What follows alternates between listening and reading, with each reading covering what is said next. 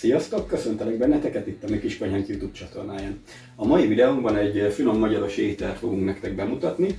Egy bakonyi betyár gombócot fogunk elkészíteni. Ugye ezt ismerik úgy is, hogy csak simán bakonyi gombóc, vagy akár bakonyi nélkül is szokták hívni, hogy sima betyár gombóc. Az elkészítési módja az ugyanaz végül is mind a kettőnek ki, hogy hívja. Ugye a bakonyit azt lehet csinálni akár húsgajókkal, ahogy most fogjuk bemutatni, akár lehet csinálni sertészelettel, sertéstagú, csirkeragú, millió változata van. Maga az alapja egy kaptafára épül, hogy egy kis zsíradékon egy vörös hagymát lepirítunk, azon megfuttatjuk a gombát, lehet hozzátenni még paprikát, paradicsomot, sűrített paradicsomot, mi is fogunk ezekből használni, és ebbe az alapba fogjuk megfőzni, megpárolni a húsunkat, és a végén majd felhúzzuk egy tejföllel, vagyis most egy tejföles habarást fogunk használni, de simán tejföl is fel lehet húzni. De ne szaladjunk ennyire előre, mutatjuk is a hozzávalókat, és akkor el is kezdjük az ételünket csinálni.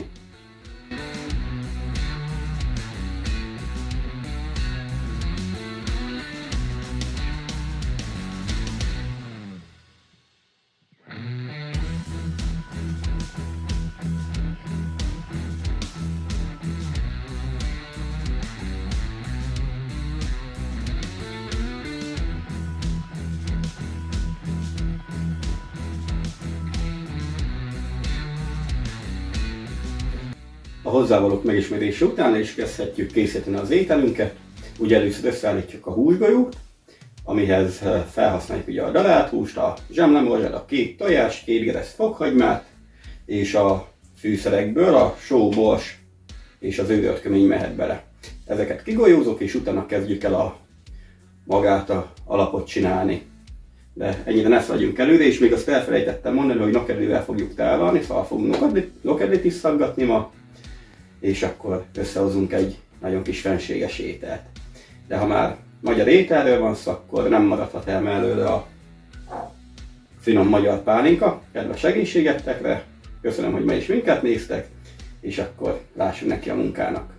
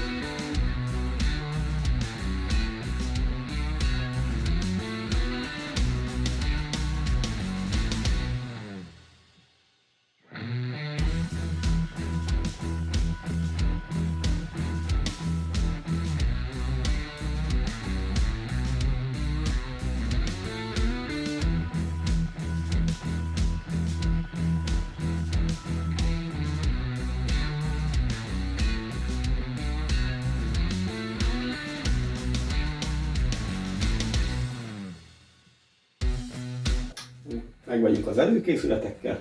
Ugye itt láthattátok, hogy jobb oldalra tettem, ami kell a húsgolyóhoz, középre a fűszert, amit mind a kettőt használunk, és bal kézfele van, ami majd a serpenyőbe a húsgolyók mellé.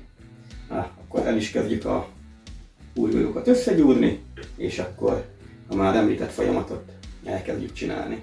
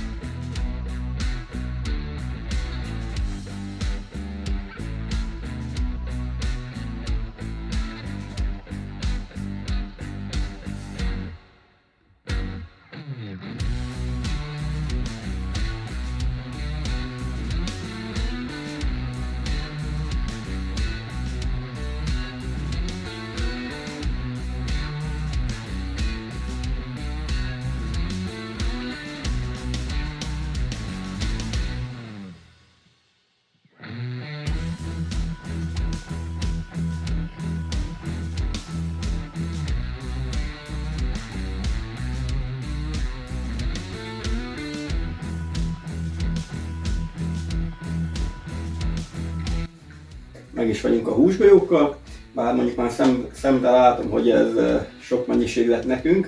Ugye mi most 1 kg hússal dolgoztunk, de hát ennyi nem fog beleférni a serpenyőbe, de se baj, aki gondolja, nyugodtan csinálhatja a felével, de ha ezt a mennyiséget választja, akkor meg tudja csinálni akár egy fasírtnak, akár beforgatja a zsemlemorzsába, azt kisüti fasírtnak, vagy zsemlemorzsa nélkül is ki lehet sütni olajba. Na és akkor lássunk is neki a kis alapunknak. Zsíradékon hagymát megpirítunk egy kicsit, rájön a paprika, utána jön a gomba, sűrített paradicsom, fűszerek, és majd beletesszük a húst, a végén meg tejföles habarással behabarjuk.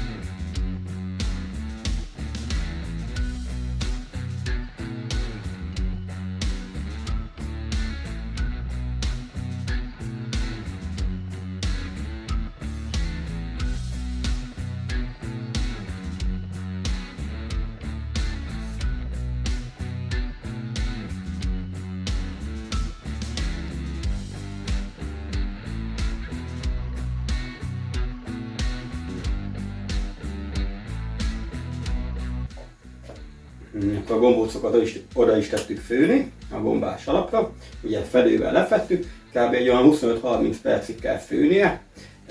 Ez idő alatt egyszer-kétszer megmozgatjuk azért a serpenyőt, vagy pedig óvatosan megforgatjuk a gombócokat, de vigyázzunk, ne nyomjuk szét őket. Közben a nokedlinek oda tettünk fazékba vizet, hogy forjon fel, összeállítjuk a nokedli tésztát. Azt úgy fogjuk csinálni, hogy 50 deka liszthez most 2 darab tojást és 3 deci vizet adunk, meg egy kis sót. Ugye lehet itt a vízzel kell variálni egy keveset, de lehet úgy itt csinálni amúgy a nokedlit, hogy 50 deka liszthez 5 tojás. Attól függ ki, hogy szereti, vagy ki, hogy tudja elkészíteni.